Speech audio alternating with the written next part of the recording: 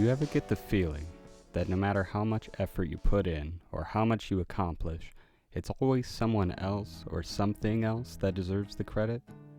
Do you have dreams or goals that you keep putting off because you're worried that you'll never be good enough? If you're watching this, you're probably an artist and or someone who's experienced the absolutely crippling junk punch that is Imposter Syndrome. I'm Mo, an independent artist and writer. In this video, we're going to identify what Imposter Syndrome is, some potential causes of it, and end with some solutions that will hopefully help you begin to overcome your own Imposter Syndrome.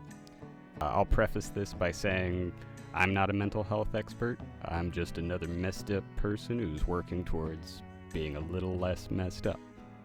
First, I want to tell a story. I promise I'll make it quick.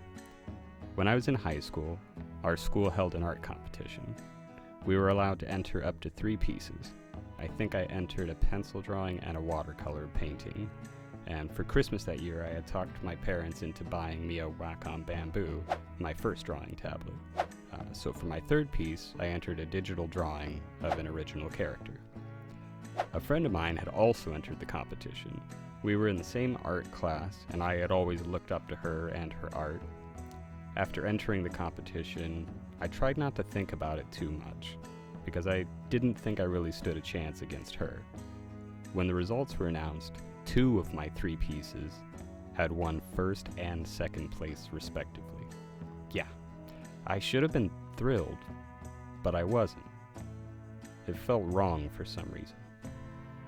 It didn't help that a few days later, a friend told me that someone had accused me of cheating by entering a digital drawing. That hurt a lot. I thought I'd shaken it off, but I can see now that it was one of the many instances that would result in me developing imposter syndrome as a coping mechanism. If you don't know, or if you'd like a refresher, imposter syndrome is essentially a persistent feeling of inadequacy in spite of any and all evident success. For so-called normal people, when they accomplish a task or hit a goal, they presumably feel a sense of confidence and, well, accomplishment. For people who deal with imposter syndrome, their accomplishments tend to lead them to believing that it must have been a fluke, or dumb luck, or that they pulled off a trick. They then become trapped in a negative cycle of putting in a ton of effort into something, accomplishing that something, and then feeling like crap, whether or not other people like it. Rinse and repeat ad nauseum.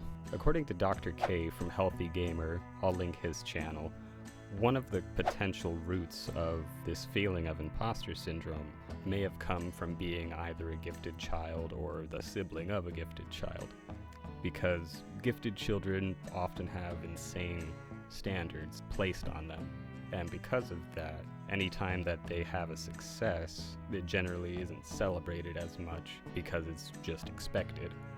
And if they fail, then parents or bosses are usually super disappointed because it's like, oh, you're already so smart and so talented, this stuff should be easy for you.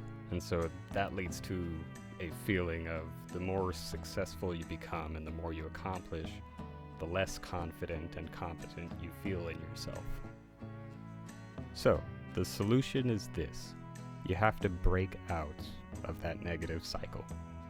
I've found that the only way to begin breaking out of these kinds of negative mental cycles is to try to find the root of the issue first.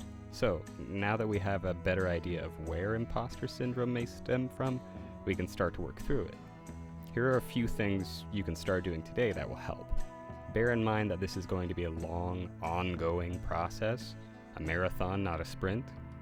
But if you can keep that in mind and promise yourself to be consistent and determined, I know you'll start seeing results. The first solution I'd recommend is to start by asking yourself questions. Struthless did a great video about this as well, so I'll link that. I took just a couple of questions from his video to use as examples, and you can and should try to come up with some of your own questions. With these questions, you can start to get to the root of where your own issues may come from. I think the best thing you can do is to start a journal and write down your questions and start answering them. Personally, I hate writing long form, so I just have a long ongoing Google Doc that I journal in. So if having a physical journal doesn't work for you, there's ways that you can customize this exercise to fit you. Another option is you could meditate on these questions, or if you don't have a lot of time, you can just sit with your eyes closed for a few minutes. The next step in breaking the cycle, now that you've hopefully answered some of these questions, is to bring it into your day-by-day life. Anytime you start recognizing these feelings of imposterness, remind yourself of the questions and answers you wrote down. This will begin to interrupt your negative thoughts and eventually become a habit. The more times you interrupt it, the easier it gets. That's like neuroscience or something. Yeah. Thanks for watching. This was my first video, so if you've stumbled on this and you're interested in art and managing your mental health, please consider subscribing and definitely give this video a like. I'm committing to posting at least once a month, and so thank you. This is my outro.